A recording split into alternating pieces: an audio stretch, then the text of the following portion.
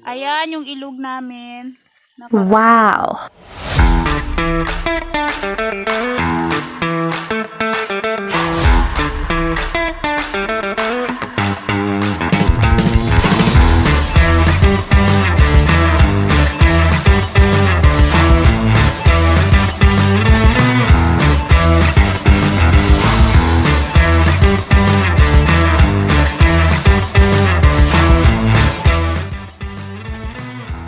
Hello po at good morning, magandang umaga, manungang aldaw at di mo yung tanan, manungang masubo palan. At ayan na nga po, ang aming dinadaanan ay maputik at may pagkamadulas. Uy, mali na naman, pagkadulas pala. At ayan na nga po, inilipat ko na dyan ang aking buhay.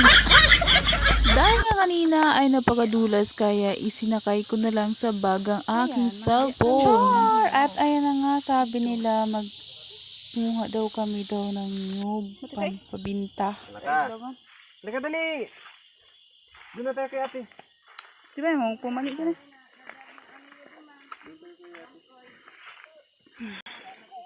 Ayan yung ilog namin nakaraan.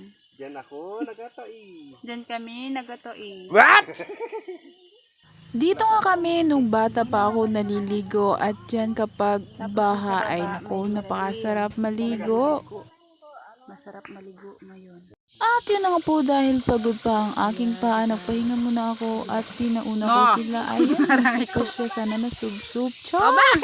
Kaya nga yung pauwi na kami ay bumaha ay hindi ko na videohan kasi nga natatakot akong mabasa ang aking cellphone. Ngayong araw. Dahil nag-ibot-ibot kami. Ano ito pa si Blue Eyes oh? Blue Eyes na kanibot ko? Oh, mag-akiminan.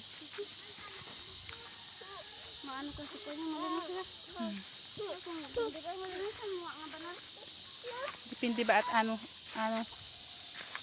Sa bagay, budak tambak at mga rikot-rikot at ano? Ayan.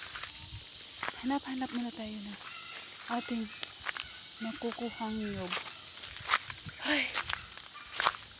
Magnakaw kami dito sa kanyugan. Ayun, aruka! Alam nyo na ba? Yung dati kinukwento ko sa inyo na aruka. Yan. Wait lang. Ito yung mabango na masyadong aruka. Ayan na nga po, yung tawag namin dyan ay aruka. Hindi ko alam sa Tagalog kung anong salita ay tawag pala sa kanila. Dati, dito kami nangunguha ng nyug. Maliit pa kami. Tapos yan, mayroon dyang parang butas. Tapos, pinapasukan ng mga tao. Kinukuhaan nila ng yung ibong lumilipad. Hinain niyo, Ara! Sa wakas, nakahanap na ako ng nyug. Aray! At ayan na nga, pagpasensya nyo ng aking ngipin ay naku, napakadilaw dahil wala pa yung toothbrush.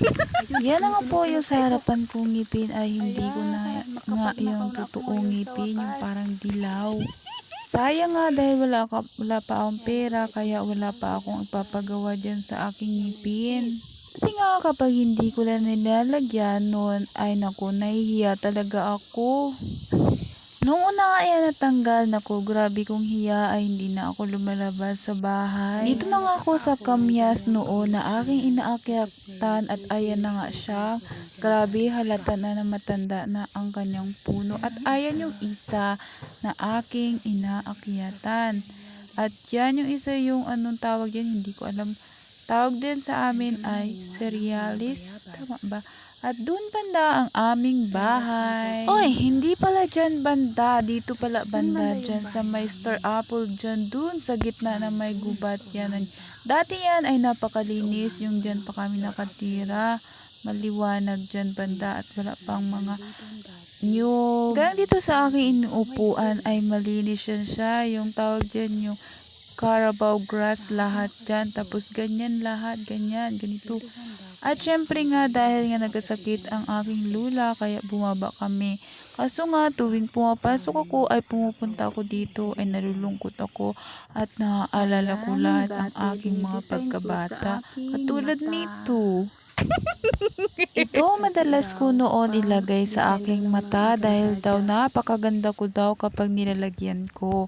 At dito nga pala may naalala din ako dito ay naalala. Ayan yung puno na dyan, yung hahawakan ko ay napakatagal na niya daw dyan nakababad sa tubig. Kaso nga, pero mas matigas pa yan siya, hindi pa siya Bata pa yan nabubulok. si nanay. Nandiyan Sabi na yan ng siya, aking pero ina, matigas pa yan simula ako. pa daw yung bata pa siya, Hindi pa yan siya andyan na bulok. yan yung puno na yan. 30 Hindi years siguro old na mga ako. 100 Dito pa years rin siya. na ako, nandyan pa yung punong kahoy Matigas na pa siya. yan. Ayun na nga yung tinanong ko ang Grabe. aking ina, Ano hindi kayang ko na gawin to? videohan. Pero tinanong ko sa aking ina, na Dati, 30 years old na pag ako, dito ka, nandyan pa kailangan yung puno maghilamos na ka. yan. Bulok na ba siya? Bago Pero ka ang sabi niya sa akin, tapos tumaan. tinaga niya, sabi niya, Pero ngayon, matigas mabait na pa yan daw siya. Sabi niya, hindi. Sabi niya, nung bata pa daw yun siya, nandun na Nanya. talaga yun Ang siya. pala mo nang Sabi ko, panglan kami. wow, grabe, Yan yung napakatanda ilog. ng puno na Diyan kami yun. nag-iibig. Kahon na yun pala, Nung bata pero pa. hindi pa siya nabubulok. Tapos ngayon, At medyo dito nga malikot-likot kami na siya. noon, nag-iigib na aking mga kapatid.